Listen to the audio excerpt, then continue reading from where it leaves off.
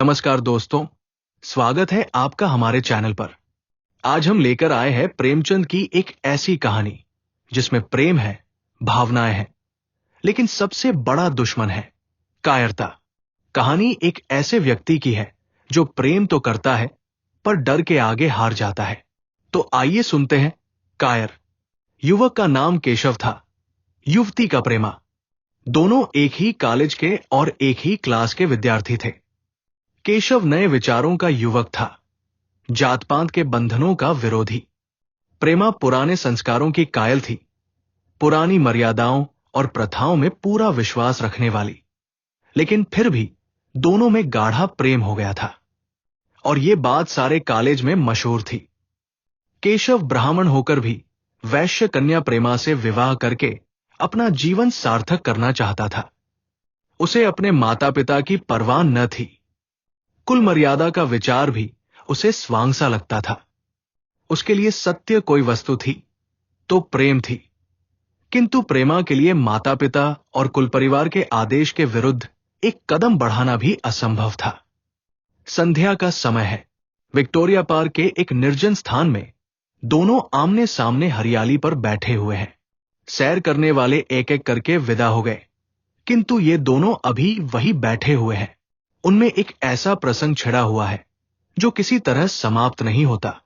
केशव ने झुठलाकर कहा, इसका ये अर्थ है कि तुम्हें मेरी परवाह नहीं है। प्रेमा ने उसको शांत करने की चेष्टा करके कहा, तुम मेरे साथ अन्याय कर रहे हो केशव। लेकिन मैं इस विषय को माता पिता के सामने कैसे छेड़ूं, ये मेरी समझ में नहीं आता। वे लोग पुरानी रूढ़ियों के भक्त हैं। मेरी तरफ से कोई ऐसी बात सुनकर मन में जो शंकाएं होंगी, उनकी तुम कल्पना कर सकते हो। केशव ने उग्र भाव से पूछा, तो तुम भी उन्हीं पुरानी रूढ़ियों की गुलाम हो? प्रेमा ने अपनी बड़ी बड़ी आंखों में मृदु स्नेह भरकर कहा, नहीं, मैं उनकी गुलाम नहीं हूं, लेकिन माता पिता की इच्छा मेरे लिए और सब चीजों से अधिक मान्य है। तुम्हारा व्यक्तित्व कुछ नहीं है, ऐसा ही समझ लो। मैं तो समझता था कि ये ढकोसले मूर्खों के लिए ही है, लेकिन अब मालूम हुआ कि तुम जैसी विदुषिया भी उनकी पूजा करती है। जब मैं तुम्हारे लिए संसार को छोड़े को तैयार हूं, तो तुमसे भी यही आशा करता हूं। प्रेमा ने मन में सोचा, मेरा अपनी देह पर क्या अधिकार है? जिन माता पिता ने अपने रक्त से मेरी सृष्टि की है और अपने स्नेह से उसे पाला है, उनकी मर्जी के खिलाफ कोई काम करने का उसे कोई हक नहीं। उसने दीनता के साथ केशव से कहा, क्या प्रेम स्त्री और पुरुष के रूप ही में रह सकता है, मैत्री के रूप में नहीं? मैं तो आत्मा का बंधन समझती हूं। केशव ने कठोर भाव से कहा, इन दार्शनिक विचारों से तुम मुझे पागल कर दोगी प्रेमा। बस इतना ही समझ लो, मैं निराश होकर जिंदा नहीं रह सकता। मैं प्रत्यक्षवादी हूं और कल्पनाओं के संसार में प्रत्यक्ष का आनंद उठाना मेरे लिए असंभव है। यह कहकर उसने प्रेमा का हाथ पकड़कर अपनी ओर खींचने की चेष्टा की। प्रेमा ने झटके से हाथ छुड़ा लिया और बोली, नहीं केशव, मैं कह चुकी हूं कि मैं स्वतंत्र नहीं हूं। तुम मुझसे वो चीज न मांगो जिस पर मेरा कोई अधिकार नहीं है। केशव को अगर प्रेमा ने कठोर शब्द कहे होते तो भी उसे इतना दुख न हुआ होता। एक क्षण तक वो मन मारे बैठा रहा, फिर उठकर निराशा भरे स्वर में बोला, जैसी तुम्हारी इच्छा। आहिस्ता आहिस्ता कदम सा उठाता हुआ वहां से चला गया। प्रेमा अब भी वही बैठी आंसू बहाती रही। रात को भोजन करके प्रेमा जब अपनी मां के साथ लेटी तो उसकी आंखों में नींद न थी। केशव ने उसे एक ऐसी बात कह दी थी जो चंचल पानी में पड़े वाली छाया की तरह उसके दिल पर छाई हुई थी। प्रतिक्षण उसका रूप बदलता था। वो उसे स्थिर न कर सकती थी। माता से इस विषय में कुछ कहे तो कैसे? लज्जा मुंह बंद कर देती थी। उसने सोचा, अगर केशव के साथ मेरा विवाह न हुआ तो उस समय मेरा क्या कर्तव्य होगा? अगर केशव ने कुछ उद्दंडता कर डाली तो मेरे लिए संसार में फिर क्या रह जाएगा? लेकिन मेरा बस ही क्या है? इन भांति भांति के विचारों में एक बात जो उसके मन में निश्चित हुई, वो ये थी कि केशव के सिवा वह और किसी से विवाह न करेगी। उसकी माता ने पूछा, क्या तुझे अब तक नींद न आए? मैंने तुझसे कितनी बार कहा कि थोड़ा बहुत घर का कामकाज किया कर, लेकिन तुझे किताबों से ही फुर्सत नहीं मिलती। 4 दिन में तू पराए घर जाएगी, कौन जाने कैसा घर मिले। अगर कुछ काम करने की आदत न रही तो कैसे निभा होगा। प्रेमा ने भोलेपन से कहा, मैं पराए घर जाऊंगी ही क्यों। माता ने मुस्कुराकर कहा, लड़कियों के लिए यही तो सबसे बड़ी विपत्ति है बेटी। मां बाप की गोद में पलकर ज्यों ही सयानी हुई, दूसरों की हो जाती है। अगर अच्छे प्राणी मिले तो जीवन आराम से कट गया, नहीं रो रो कर दिन काटना पड़ा। सब कुछ भाग्य के अधीन है। अपनी बिरादरी में तो मुझे कोई घर नहीं भाता, कहीं लड़कियों का आदर नहीं, लेकिन करना तो बिरादरी में ही पड़ेगा। न जाने ये जात पात का बंधन कब टूटेगा। प्रेमा डरते डरते बोली, खींकी तो बिरादरी के बाहर भी विवाह होने लगे हैं। उसने कहने को कह दिया, लेकिन उसका हृदय कांप रहा था कि माता जी कुछ भाप न जाए। माता ने विस्मय के साथ पूछा, क्या हिंदुओं में ऐसा हुआ है। फिर उसने आप ही आप उस प्रश्न का जवाब भी दिया, और 2-4 जगह ऐसा हो भी गया तो उससे क्या होता है। प्रेमा ने इसका कुछ जवाब न दिया। भय हुआ कि माता कहीं उसका आशय समझ न जाए। उसका भविष्य एक अंधेरी खाई की तरह उसके सामने मुंह खोले खड़ा था, मानो उसे निगल जाएगा। उसे न जाने कब नींद आ गई। प्रातः काल प्रेमा सोकर उठी तो उसके मन में एक विचित्र साहस का उदय हो गया था। सभी महत्वपूर्ण फैसले हम आकस्मिक रूप से कर लिया करते हैं, मानो कोई दैवी शक्ति हमें उनकी ओर खींच ले जाती है। वही हालत प्रेमा की थी। कल तक वो माता पिता के निर्णय को मान्य समझती थी, पर संकट को सामने देखकर उसमें उस वायु की हिम्मत पैदा हो गई थी जिसके सामने कोई पर्वत आ गया हो। वही मंद वायु प्रबल वेग से पर्वत के मस्तक पर चढ़ जाती है और उसे कुचलती हुई दूसरी तरफ जा पहुंचती है। प्रेमा मन में सोच रही थी, मानो ये देह माता पिता की है, किंतु आत्मा तो मेरी है। मेरी आत्मा को जो कुछ भुगतना पड़ेगा वो इसी देह से तो भुगतना पड़ेगा। अब वो इस विषय में संकोच करना अनुचित ही नहीं, घातक समझ रही थी। अपने जीवन को क्यों एक झूठे सम्मान पर बलिदान करे। उसने सोचा, विवाह का आधार अगर प्रेम न हो तो वो देह का विक्रय है। आत्मसमर्पण क्यों बिना प्रेम के भी हो सकता है। इस कल्पना ही से कि न जाने किस अपरिचित युवक से उसका विवाह हो जाएगा, उसका हृदय विद्रोह कर उठा। वो अभी नाश्ता करके कुछ पढ़े जा रही थी कि उसके पिता ने प्यार से पुकारा, मैं कल तुम्हारे प्रिंसिपल के पास गया था, वे तुम्हारी बड़ी तारीफ कर रहे थे। प्रेमा ने सरल भाव से कहा, आप तो यूं ही कहा करते हैं। नहीं, सच। ये कहते हुए उन्होंने अपनी मेज की दराज खोली और मखमली चौखटों में जड़ी हुई एक तस्वीर निकालकर उसे दिखाते हुए बोले, लड़का I00 S0 के इम्तिहान में प्रथम आया है। इसका नाम तो तुमने सुना होगा। बूढ़े पिता ने ऐसी भूमिका बांध दी थी कि मां उनका आशय न समझ सकी, लेकिन प्रेमा भाग गई। उनका मन तीर की भांति लक्ष्य पर जा पहुंचा। उसने बिना तस्वीर की ओर देखे ही कहा, नहीं, मैंने तो उसका नाम नहीं सुना। पिता ने बनावटी आश्चर्य से कहा, क्या तुमने उसका नाम ही नहीं सुना। आज के दैनिक पत्र में उसका चित्र और जीवन वृत्तांत छपा है। प्रेमा ने रुखाई से जवाब दिया होगा, मगर मैं तो उस परीक्षा का कोई महत्व नहीं समझती। मैं तो समझती हूं जो लोग इस परीक्षा में बैठते हैं वे पल्ले सिर के स्वार्थी होते हैं।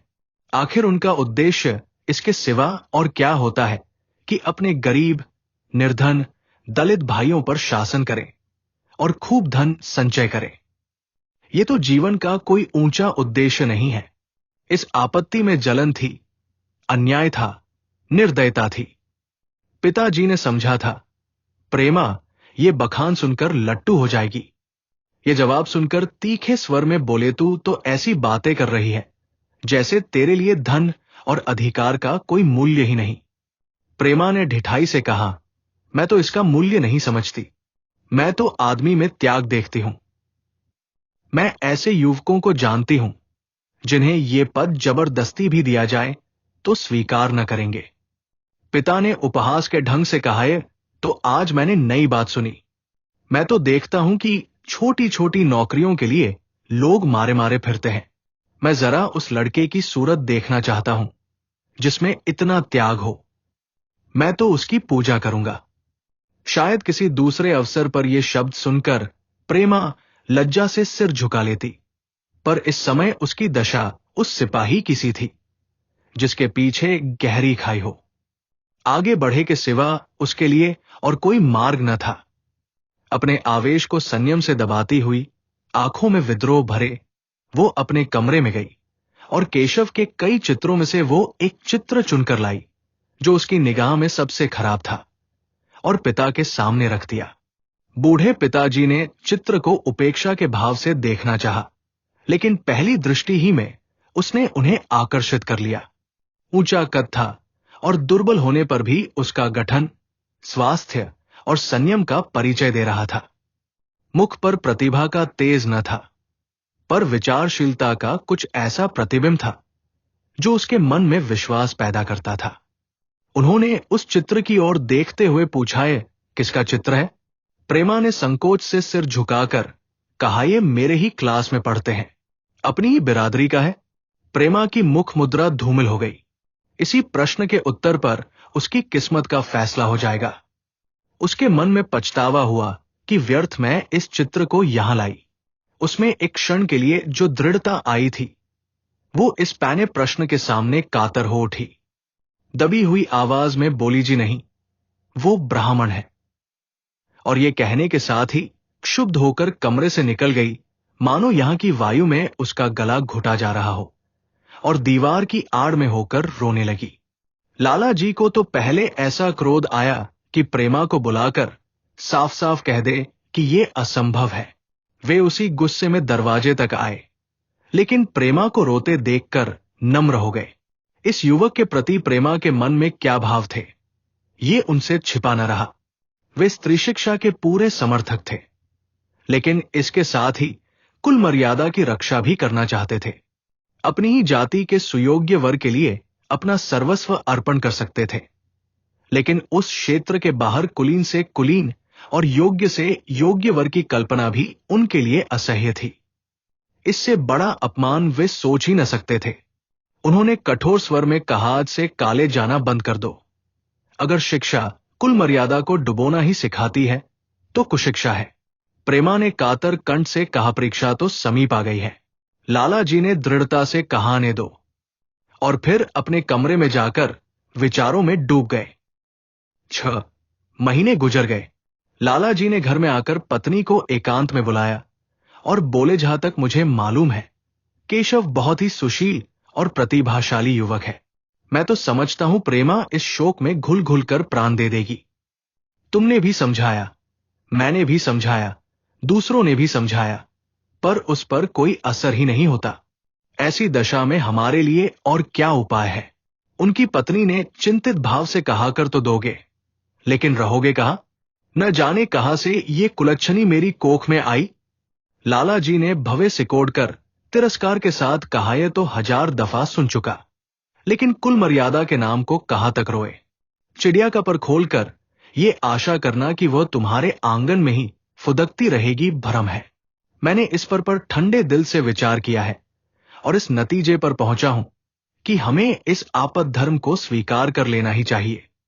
कुल मर्यादा के नाम पर मैं प्रेमा की हत्या नहीं कर सकता।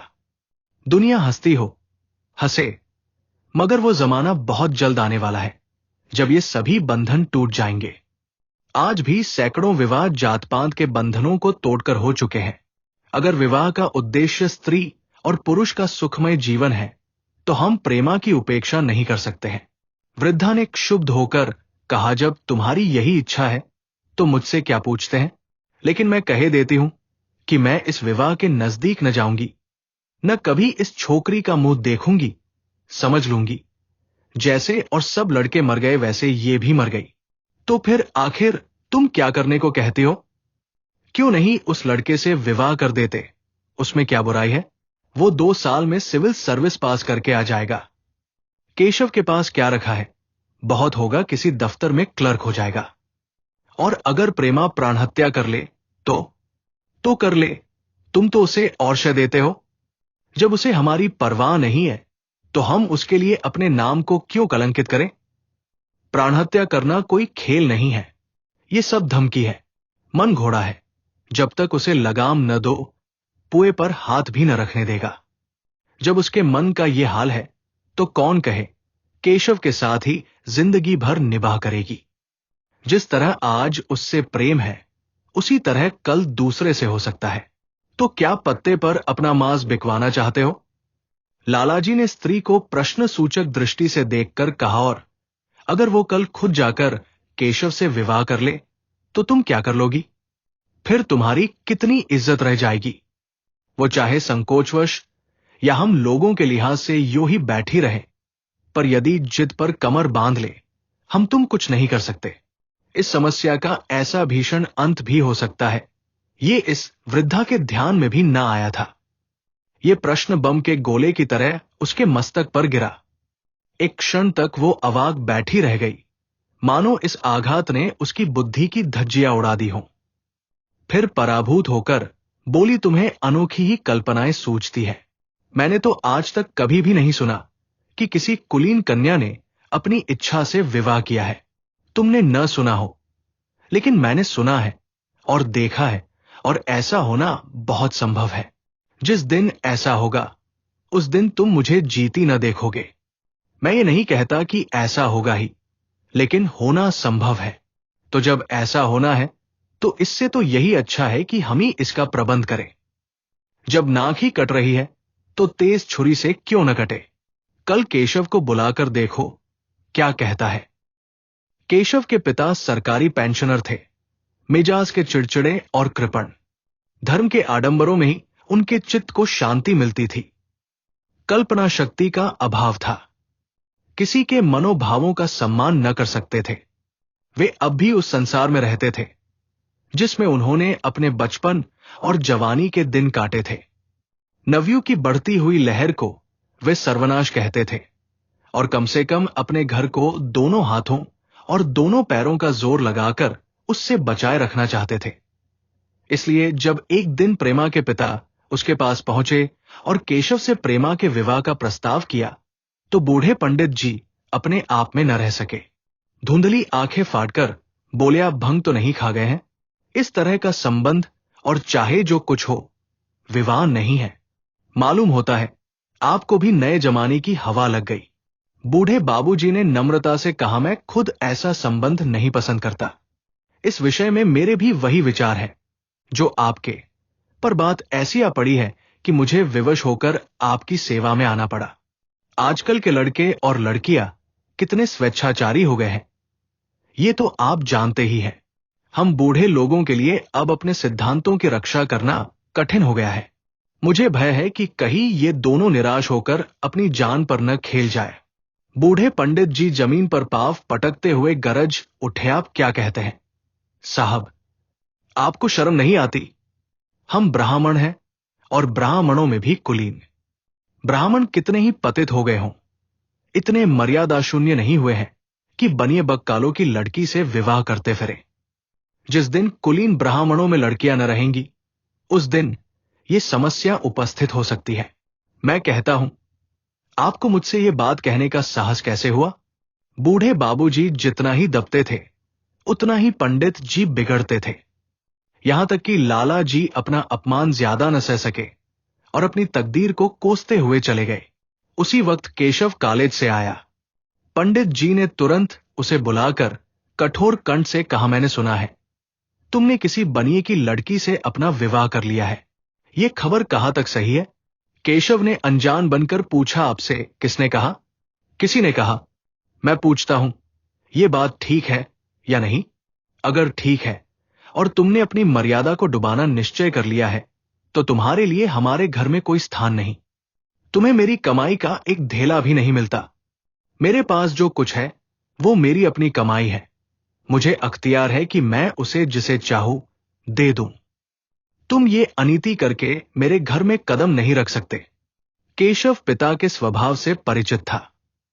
प्रेमा से उसे प्रेम था। वो गुप्त रूप से प्रेमा से विवाह कर लेना चाहता था। बाप हमेशा तो बैठे न रहेंगे। माता के स्नेह पर उसे विश्वास था।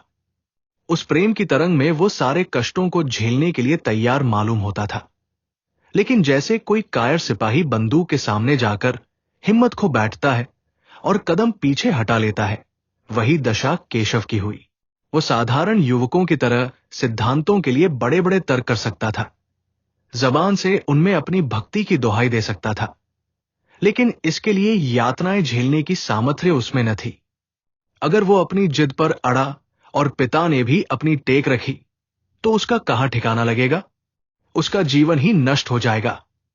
उसने दबी जबान से कहा, जिसने आपसे ये कहा है बिल्कुल झूठ कहा है। पंडित जी ने तीव्र नेत्रों से देखकर कहा, तो ये खबर बिल्कुल गलत है। जी हां, बिल्कुल गलत। तो तुम आज ही इसी वक्त उस बनिए को खत लिख दो और याद रखो कि अगर इस तरह की चर्चा फिर कभी उठी तो तुम्हारा सबसे बड़ा शत्रु होऊंगा। बस जाओ। केशव और कुछ न कह सका। वो यहां से चला तो ऐसा मालूम होता था कि पैरों में दम नहीं है। दूसरे दिन प्रेमा ने केशव के नाम ये पत्र लिखा। प्रिय केशव, तुम्हारे पूज्य पिताजी ने लाला जी के साथ जो अशिष्ट और अपमानजनक व्यवहार किया है, उसका हाल सुनकर मेरे मन में बड़ी शंका उत्पन्न हो रही है। शायद उन्होंने तुम्हें भी डांट फटकार बताई होगी। ऐसी दशा में मैं तुम्हारा निश्चय सुनने के लिए विकल हो रही हूं। तुम्हारे साथ हर तरह का कष्ट झेलने को तैयार हूं। मुझे तुम्हारे पिताजी की संपत्ति का मोह नहीं है। मैं तो केवल तुम्हारा प्रेम चाहती हूं और उसी में प्रसन्न हूं। आज शाम को यही आकर भोजन करो। दादा और मां दोनों तुमसे मिलने के लिए बहुत इच्छुक है।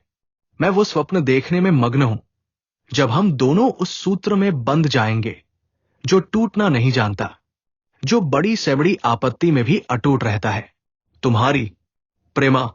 संध्या हो गई और इस पत्र का कोई जवाब ना आया। उसकी माता बार बार पूछती थी, केशव आए नहीं? बूढ़े लाला भी द्वार की ओर आंख लगाए बैठे थे। यहां तक कि रात के 9 बज गए, पर न तो केशव ही आए न उनका पत्र। प्रेमा के मन में भांति भांति के संकल्प विकल्प उठ रहे थे। कदाचित उन्हें पत्र लिखने का अवकाश न मिला होगा, या आज आने की फुर्सत न मिली होगी। कल अवश्य आ जाएंगे। केशव ने पहले उसके पास जो प्रेम पत्र लिखे थे, उन सबको उसने फिर पढ़ा। उनके एक एक शब्द से कितना अनुराग टपक रहा था। उनमें कितना कंपन था, कितनी विकलता, कितनी तीव्र आकांक्षा। फिर उसे केशव के वे वाक्य याद आए जो उसने सैकड़ों ही बार कहे थे। कितनी बार वो उसके सामने रोया था। इतने प्रमाणों के होते हुए निराशा के लिए कहां स्थान था। मगर फिर भी सारी रात उसका मन जैसे सूली पर टंगा रहा। प्रातः काल केशव का जवाब आया। प्रेमा ने कांपते हुए हाथों से पत्र लेकर पढ़ा। पत्र हाथ से गिर गया। ऐसा जान पड़ा मानो उसकी देह का रक्त स्थिर हो गया हो। लिखा था, मैं बड़े संकट में हूं कि तुम्हें क्या जवाब दूं। मैंने इधर इस समस्या पर खूब ठंडे दिल से विचार किया है और इस नतीजे पर पहुंचा हूं कि वर्तमान दशाओं में मेरे लिए पिता की आज्ञा की उपेक्षा करना दुस्सह है। मुझे कायर न समझना। मैं स्वार्थी भी नहीं हूं, लेकिन मेरे सामने जो बाधाएं हैं उन पर विजय पाने की शक्ति मुझ में नहीं है। पुरानी बातों को भूल जाओ। उस समय मैंने इन बाधाओं की कल्पना न की थी। प्रेमा ने एक लंबी, गहरी, जलती हुई सांस खींची और उस खत को फाड़कर फेंक दिया। उसकी आंखों से अश्रुधार बहने लगी। जिस केशव को उसने अपने अंत करण से वर लिया था, वो इतना निष्ठुर हो जाएगा, इसकी उसको रत्ती भर भी आशा न थी। ऐसा मालूम पड़ा मानो अब तक वो कोई सुनहला स्वप्न देख रही थी, पर आंख खुलने पर वो सब कुछ अदृश्य हो गया। जीवन में जब आशा ही लुप्त हो गई, तो अब अंधकार के सिवा और क्या रहा। अपने हृदय की सारी संपत्ति लगाकर उसने एक नाव लदवाई थी। वो नाव जलमग्न हो गई। अब दूसरी नाव कौन वहां से लदवाए। अगर वो नाव टूटी है तो उसके साथ वह भी डूब जाएगी। माता ने पूछा, क्या केशव का पत्र है? प्रेमा ने भूमि की ओर ताकते हुए कहा, उनकी तबीयत अच्छी नहीं है, इसके सिवा वह और क्या कहे। केशव की निष्ठुरता और बेवफाई का समाचार कहकर लज्जित होने का साहस उसमें न था। दिन भर वो घर के कामधंधों में लगी रही। मानो उसे कोई चिंता ही नहीं है। रात को उसने सबको भोजन कराया, खुद भी भोजन किया और बड़ी देर हारमोनियम पर गाती रही। मगर सवेरा हुआ तो उसके कमरे में उसकी लाश पड़ी हुई थी। प्रभात की सुनहरी किरणें उसके पीले मुख को जीवन की आभा प्रदान कर रही थी। तो दोस्तों, यही थी प्रेमचंद की मार्मिक कहानी कायर, जो हमें सिखाती है कि सच्चा प्रेम डर नहीं, साहस मांगता है। अगर आपको यह कहानी पसंद आई हो तो चैनल को सब्सक्राइब करें, बेल आइकॉन जरूर दबाएं, ताकि अगली दिल छू लेने वाली कहानी आप तक सबसे पहले पहुंचे।